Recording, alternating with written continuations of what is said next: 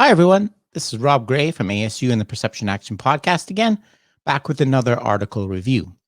The topic I want to touch on today is implicit learning, in particular, talking about how it might prevent choking under pressure and inoculate us against the effect of pressure. That's the study I'm going to look at. But what I want to use this as a springboard to talk about the relationship between implicit learning on the one hand and the ecological approach to skill acquisition on the other. For me, there's a very important difference between the two, and why, and for that reason, we shouldn't be using these two things interchangeably, right? They're very different concepts. And so I want to, at the end, I'm going to talk about why I think that's the case. And so I'll get to that. But the main issue I want to touch on today is essentially this paper I'm going to look at is touching on Rich Masters' reinvestment theory.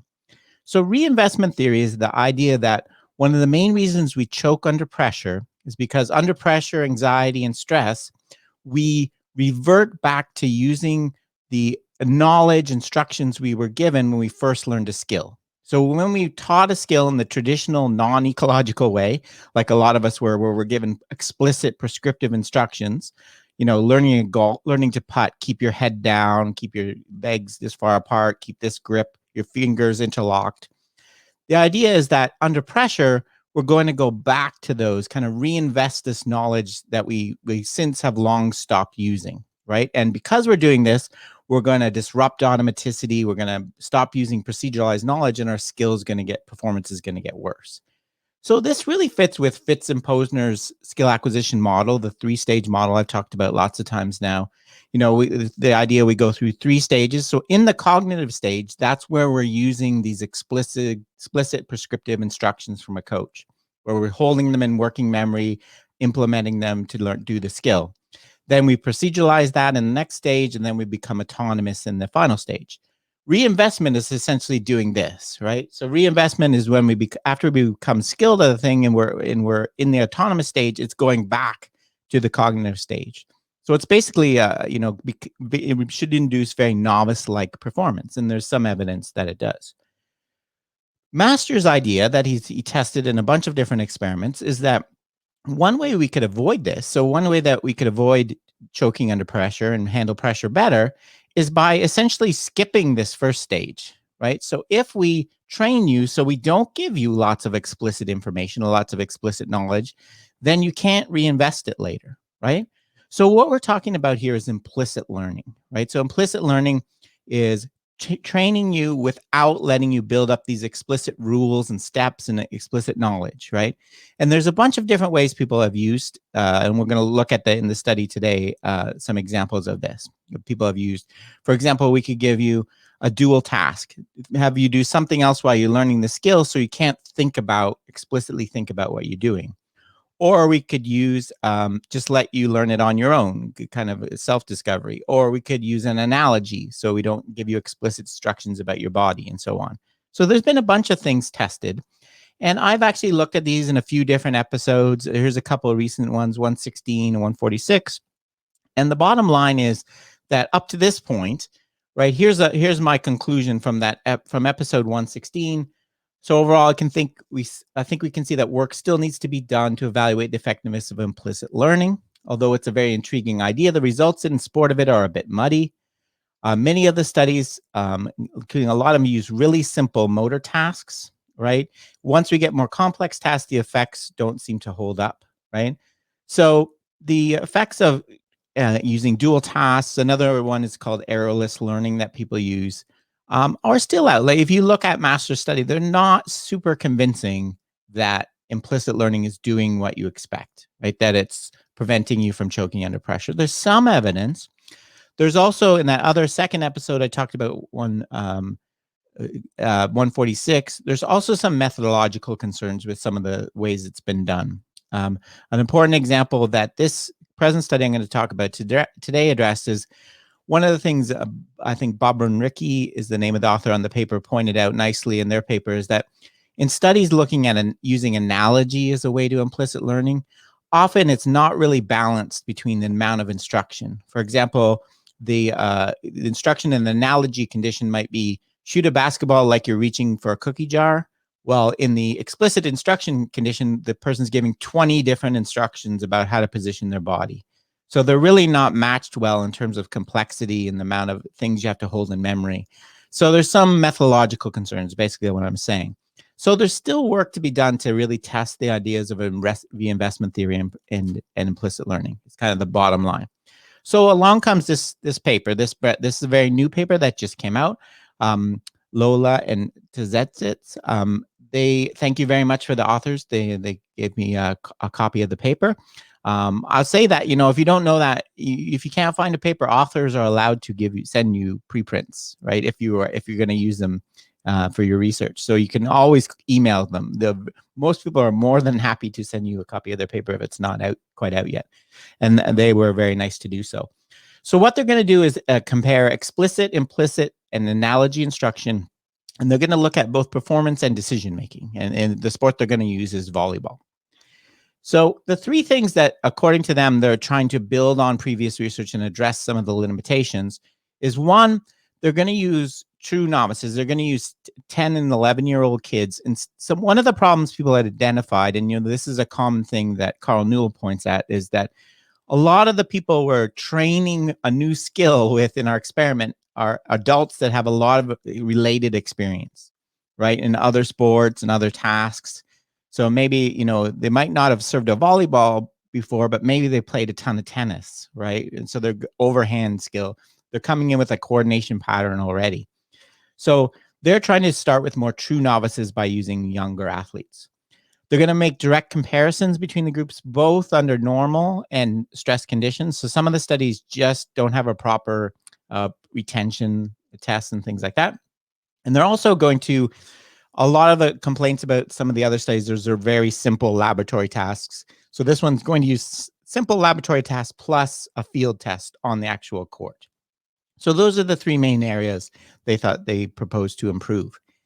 The basic design of the study, they took 60 female novices who never played volleyball before, split them into 4 groups of 15. So there's implicit training, explicit training, analogy training, and a pure control group. So a control group that just did all of the tests and didn't train at all in volleyball. They trained for 4 weeks, okay? And each training session had 30 minutes of practical, theoretical in a classroom and 40 minutes on the court. The the format, they did a pre-test before training, a post-test right at the end of the 4 weeks of training, a retention test 1 week later, okay, and then a stress test the day after that. And the stress test, one of the limitations with this paper, the problem is there's not a lot of detail about some of the things. It would be very, very hard to replicate this study based on the paper, because they don't really talk about detail. For example, exactly what the pressure manipulation was. It's basically, from what I can tell, they told the participants that they were being observed by scouts, if they perform well, they could potentially go on a team, right? There's no description of, and it was truly a placebo. There was no scouts actually there and things like that. So it's kind of a weak stress manipulation, but it seemed to work. But there's not a lot of detail about what's going on there. Okay, so that's the basic design. The tests themselves, so the lab test was a kind of a video decision-making test. So the person, like shown in that image, they sat and watched an unfolding video of a serve that stopped at the point of contact. And what they were asked to do is to indicate the serve direction. Where should the serve be placed? Basically, so what they're doing is basically looking at the positioning of the other team. And the videos were created so they had different positions. And what's shown in the bottom there is basically the videos were created so that there was an optimal location. Maybe they left the middle open, so you should pick number 4 there. Maybe they're all crammed up to the net, so you should serve into number 1, and so on, right? And what they measured was the reaction time in making this judgment and the accuracy. So which was, I guess, again, not detailed very well about how they, whether coaches judge this or how many coaches. But I'm assuming it's based on coaches' knowledge of where you should serve, right? So they measured those 2 things. So kind of a different kind of reaction time, a different kind of decision-making test. I'm not sure what the video quite adds. You're really doing it based on the positioning of the players, but maybe they're moving around too. I'm not sure. The other test they did was on the court. So what they did was have a person, they recreated different positionings of an opponent, and they had a person serving. Before they served, they said where they were going to serve, used based on that chart again, the 1, 2, 3, 4, 5 placement. And what they did was, instead of measuring the accuracy of their choice, they measured how accurately could they put the ball where they said they wanted to, right? So if you hit it into that zone, you were accurate. If not, you missed. And so the lab one is measuring decision making, and the field one is measuring perceptual motor performance, right? So kind of nice that they did both. A little strange task, but nice that they did both. The training group, the explicit group, were in the classroom sessions. They watched videos of people serving, and they were given both explicit instructions about how to serve in terms of form and technique, body positioning, what your angle should be. So these are overhand serves, by the way. And they were also given tactical, explicit instructions about serving location. Look, they're all out of the middle. You should serve there. Excuse me. When they actually went on the court part, the 40 minutes on the court, they actually made serves, and these things were all re-emphasized. These explicit instructions were all re-given every 4 or 5 attempts. The implicit condition, and pay attention to this here for when I come back to the ecological approach at the end. So explicit conditions in the video sessions, they were given no instructions, but were instead told to watch the videos and memorize the serve movement form and tactical scenarios like a memory game. So very kind of, hopefully, see, that's not very ecological, right? It's not. It's basically memorizing.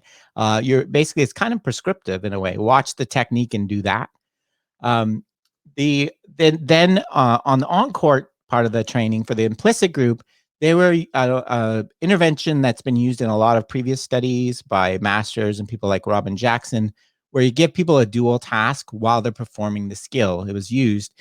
And the idea is that if I give you a dual task, and this was counting backwards by 3s, when I'm doing that, I can't explicitly think about what I'm doing in terms of the action. So I can't explicitly think, I need to bend my elbow more, or I need to keep my feet like this. So it prevents a buildup of explicit knowledge. And they did use kind of the intervention check, manipulation check that's used in a lot of previous studies, to ask people at the end of the study to write the rules involved in serving. What are the steps involved in serving? An explicit group could write nice set of 5 steps. The implicit group couldn't. So the intervention seemed to work in terms of preventing the buildup of knowledge in that way. The analogy group, while they were watching videos, they were given analogies of what to look for. For example, in order to serve, imagine holding the ball as an archer, draw back the bow, and so on. And they were given tactical instructions in the form of analogies. Imagine the opponent's surface is covered with water. Send the ball where there's more water and no opponents. This to me seems a little bit, maybe not hokey is the right word, but it seems very superficial use of analogy, right? It's basically saying serve where there's no players in just different words, right? I don't really think it's a very strong analogy. It's saying exactly the same thing, right? As I mentioned, they went back when they went on the court. They did 4 to 5 attempts. After every 4 or 5 serves, they give them analogies again. So importantly, as I mentioned earlier, one of the really good things they did in this study was they equated the amount of instruction in the analogy and the explicit group.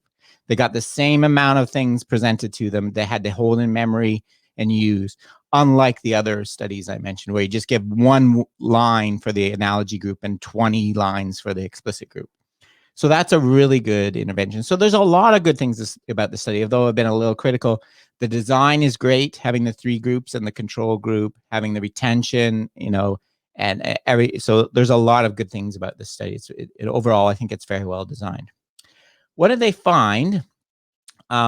So first of all, looking at the lab task, another kind of limitation I would point out is they don't give all of the stats. Also, really strong advice. I always, in my stats classes, you'd lose a ton of marks if these were your graphs in my stats classes. Error bars, people. Error bars, always. I can't interpret differences between groups without error bars, right? You should always have them. Whether the difference between the control group and the explicit group is meaningful, I need to see error bars on your graphs. But anyway, Both in the lab task, you could see the top one is showing reaction time. So people all got faster, except the control group, obviously, because they didn't train. After training, they held it at the retention test. You can see the analogy group did the best. They had the fastest reaction time. The implicit was second best. Bottom is accuracy. You can see again, analogy group, everyone got better. Analogy group was the best, highest accuracy with implicit second. What you can also see, what I've circled there is, and this was significant, according to, they didn't give the values, but they said significant in post hoc tests, is you can see master's prediction here. Under pressure, when you've learned explicitly, your performance should go down because you reinvest, right? You reinvest that explicit knowledge, and see that's what seems to be happening in that. The explicit and the control actually both went down when they were placed under the stress. So that was the lab task. The field test, remember, this is their accuracy of serving where they wanted to put the ball, okay? What you can see is a similar pattern. All groups got much better after the 4 weeks of training. Their accuracy went up to the high of 60%. Again, the analogy is best. It was retained.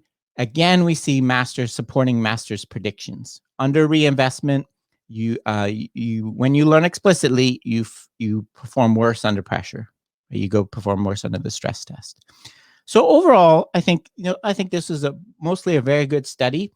It provides some additional support. I said that the support's kind of muddy. This is a nice study that adds to support for reinvestment theory and the idea that implicit learning, in particular in this case using the analogies, is better than explicit learning in terms of protecting you against pressure. Okay, so I think some nice findings there. Now, as I mentioned, I want to talk about the relationship between implicit learning and ecological approach, right? So why they aren't the same thing, and why I think we shouldn't really be using them interchangeably like a lot of people are. I know this is going to frustrate people because these nitpicking about semantics and details of terminology, I know drives some people crazy. Coaches that apply this stuff think it's not important. But whether you think you can use them interchangeably on the court, on the field, I guess is up to you. But I think it's important to distinguish them theoretically and these kind of things. So why is implicit learning not the same as the ecological approach? It's not an example of an ecological approach. Well, the first thing is, in the ecological approach, we assume that skill is self-organized and there's no top-down controller. So knowledge, whether it's implicit or explicit, is irrelevant to the control of action, right? So that distinction is irrelevant. I guess in a sense you could say it's all implicit, but again, it really doesn't have meaning. The second point I would say is the reason we don't prescribe, okay, give you prescribed technique in the ecological approach is different between the two things, right? In the ecological approach, we don't do it because first of all, we don't believe we know the answer. We don't believe we know the correct technique. It differs for individuals. And we want you to allow you for degeneracy, adaptability, self-organization, right? That's the reason we don't prescribe. Whereas in implicit learning, we don't prescribe because we want to prevent the buildup of explicit knowledge, right? So they're for two very different reasons.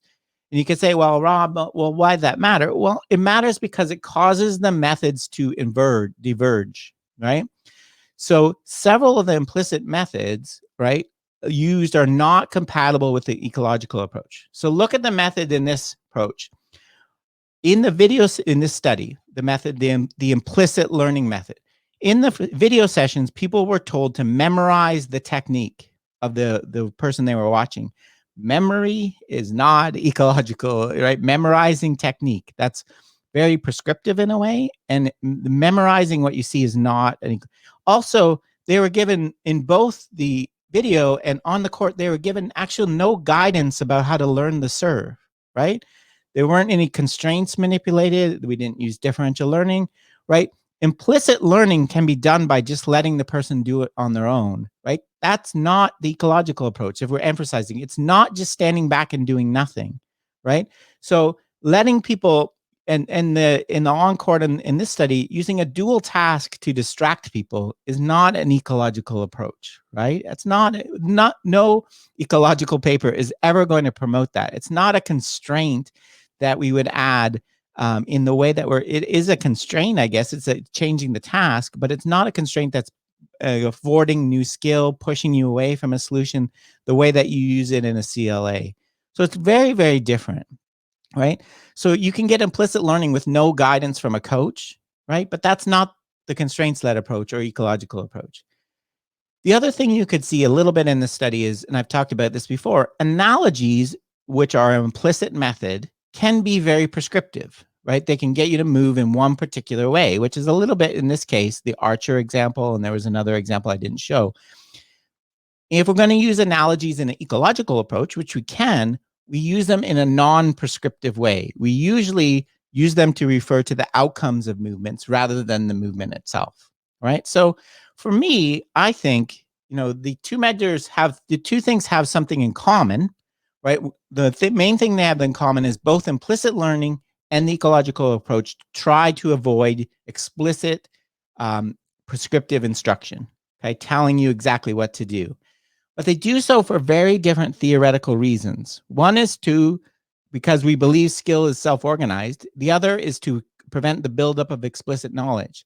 Because the methods diverge a lot. So I think we should stop really using them interchangeably, right? So implicit learning is testing information processing ideas, right? It's not research, it's testing information processing ideas. You could see what I started with at the start of today's talk was Fitz and Posner's model. That's what explains the benefits of implicit learning, not the constraints triangle, right? So implicit learning is testing information processing ideas, right? So I don't really think, for me, they're not all that relevant to an ecological approach. Okay, so that's it for today's video. I hope you enjoyed it, and thanks for joining me, and cheers for now.